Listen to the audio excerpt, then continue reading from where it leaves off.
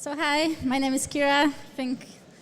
I've been quite well introduced. I'm a PhD student at University College London, currently being part of a business accelerator program called Entrepreneur First that I'll tell you a bit more as I go.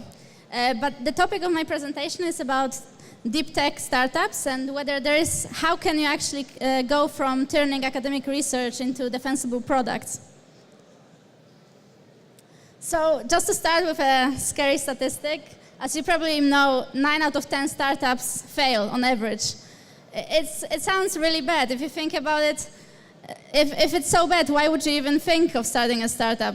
It's just not rational. The odds of winning are so low, you might as well just do something else. But people still do, and I think in this presentation I would like to focus especially on the people who come from academic background and how they can use their previous experiences to kind of maximize the chances of winning, despite being the fact that they're so low anyway.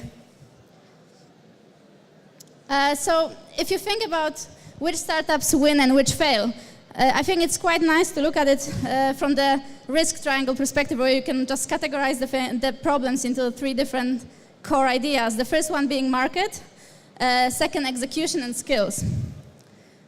So market is about whether you build something people want. It's quite an obvious one, but especially if you come from a scientific background, it's not that obvious. Are you building something just because of your interests, or are you building something that people will actually pay for? Second one, execution. Can you deliver what you're trying to build? Can you bring it to the customers that are willing to pay in the right time and place for them to take it? And the last one is skills. So can you actually build the product you have in mind? I think that if you look at this triangle from my perspective as a researcher, the good news is that you don't have to know all these things. You can actually trade those risks off one another. So the fact that you don't have a very good market experience or execution skills, it doesn't mean that you shouldn't even try. What does it mean? If you're trying to build a multi-billion company, you have to build a defensible product, but it can fall in one of these categories. You can trade one of another. So for example, if you look at the companies that are doing very well at the moment, some of them build something based on the knowledge they have, so they know something no one else knows, and that's where their defensibility comes from. For example, Salesforce or Twitch, a company that built an online platform for gamers. They just know the market. They've been around for so long that they found this very niche area that they know is very important, and they know how to solve it.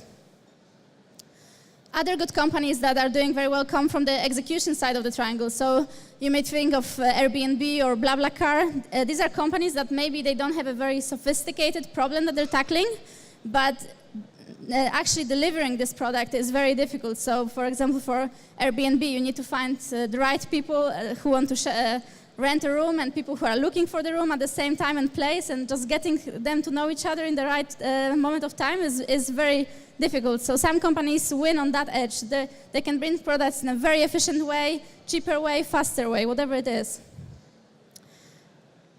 And then the last one is skills. So companies like Google, DeepMind, PayPal, they just have some unique expertise that no one can really reproduce, like the Google search engine, for example.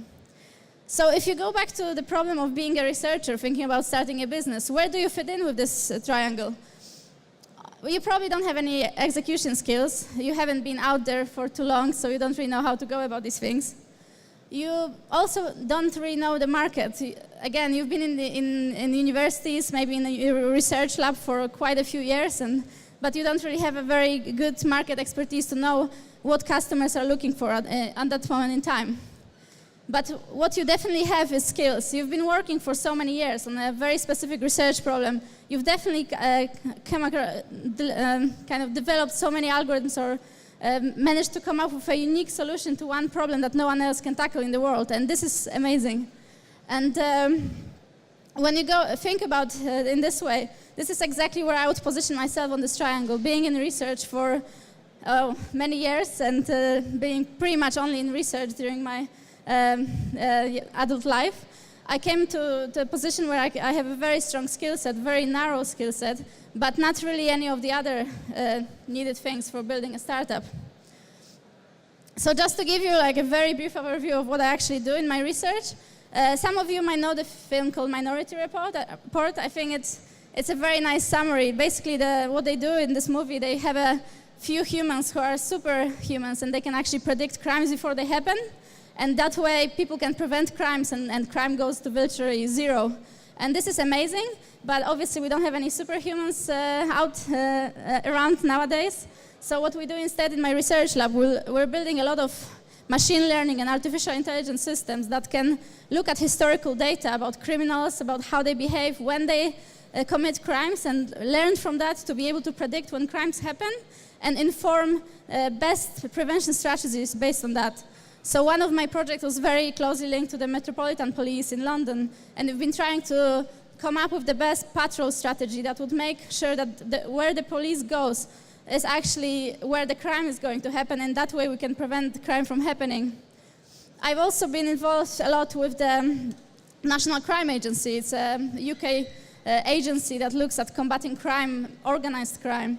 And what I've been doing was building tools that look at communication patterns of different criminals, organized crime groups, and trying to understand which criminals what calling patterns different criminals have, and based on that, predict who they're going to call in the future and be able to disrupt different communication networks within organized crime groups.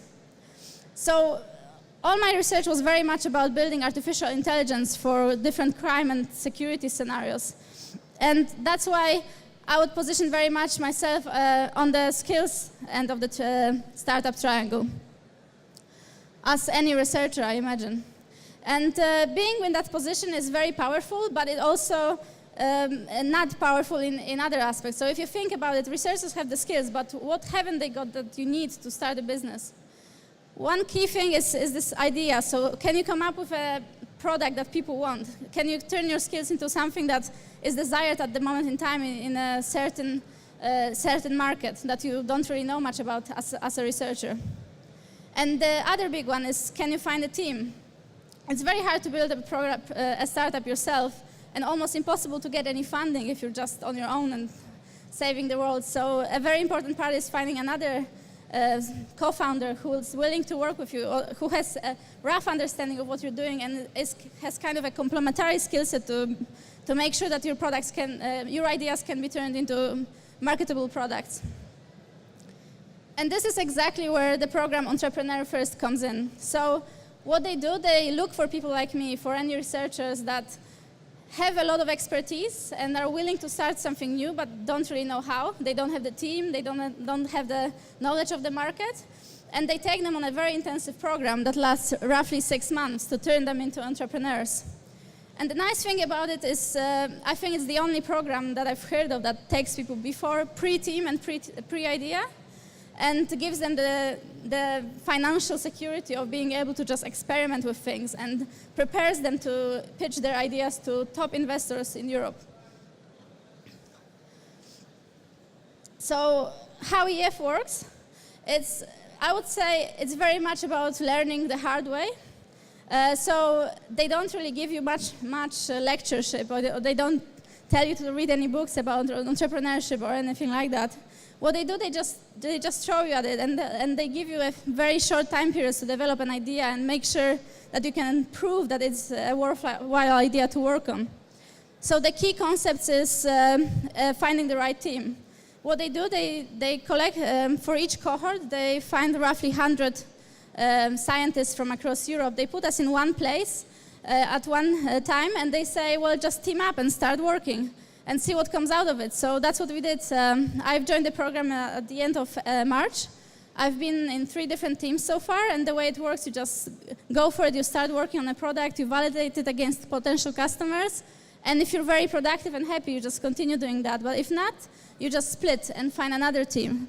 And it's a very emotionally challenging step, and sometimes a lot of people drop out at this moment in time because it seems like you have to be in one team and then just suddenly say goodbye. It's a bit like dating sometimes, but I think if you get the right mindset, it's the best way. So yeah, what we've been told, not to worry about it, and that's what I've kind of done. So I've been in 3 teams. I found the 3rd team that I'm on now for over a month, and it's going very well.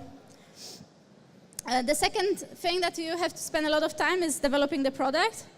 and you do some very initial brainstorming. You think about your edge, your technical research background, and you think, what can you do with it? What products can you potentially build, and what no one else can because of your research background. And then you validate it against potential customers. So you go out there and you iterate, and then you ask for feedback, and you iterate again, think how you can change it, but still within your comfort area of like using the best expertise you bring from university, because this is your defensibility. And once you have both of them, you then pitch the idea to investors, but this is a very continuous process. So, for example, for me, I've been on the program for 2 months now, and we're very much at the iteration stage. We have constant meetings with customers, and we're developing a product that is slightly different from what we initially thought, but because of the feedback we get, it seems like it's going in the direction of a product that people might be willing to pay for. And so this is the program in a nutshell. They take scientists with a very strong skill set, but who are missing teams, ideas, and what the important thing they miss is the right mindset. When you come from academia, you're used to working on projects for very long time scales and paying attention to very small details, whereas what they tell us to do is to drop us that approach completely and just focus on very lean development. So very iterative. Every time you do something, you validate it. And the kind of mascot animal that we have in our office is this animal it's called honey badger. It's actually the most fierce animal in the world. It's very small, but it's known for attacking lions, eating cobras, and other crazy things. And it's very intelligent and adaptive, so it's almost impossible to cage him, for example. He will always find a way out. And that's the kind of approach that we're trying to bring on. So build on our skills, but then be flexible enough to come up with something that is worth working on. And this is my team.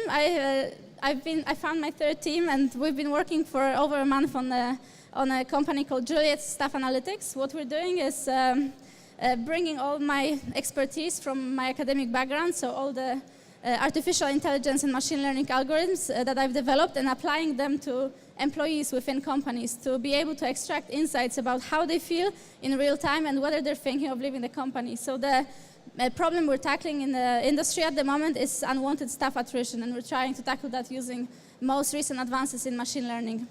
And my co-founder is Luke. He's come from a technical background as well, but he spent the last 6 years working for technical startups around people analytics, and it seems like he's bringing all the market expertise that was necessary for me to use my skill set and put it into something viable.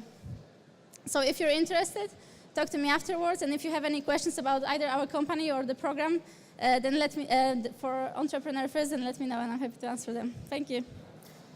Thank you very much, Kira. A round of applause for Kira. Do we have any researchers in the audience? A few. Okay, great. So are there any questions about how to turn your research idea into a business, or about the business? Any questions? What's your name? My name is Kempińska. I do have a question, which is, to you specifically, what is the most difficult thing in you talked about changing the mindset, but what is the most difficult thing to sort of abandon when you move out of academia and move into the world of business? So I think the biggest thing, maybe not something that you abandon, because the research you've developed is still there, but you have to kind of put it on pause for some time and really focus on customer development, which is basically cold calling, emailing, LinkedIn messaging, then getting all the refusals you get, rejects, and feedback saying that's not worthwhile working on. So just being very resilient, I think, but also just being out there, so which is probably, for me, it was definitely going out of my comfort zone, and something that I don't really do as a researcher ever. So yeah, it's been the biggest growth mindset challenge for me, yeah. Any more questions? No? Thank you very much, Kira. Round of applause again, please.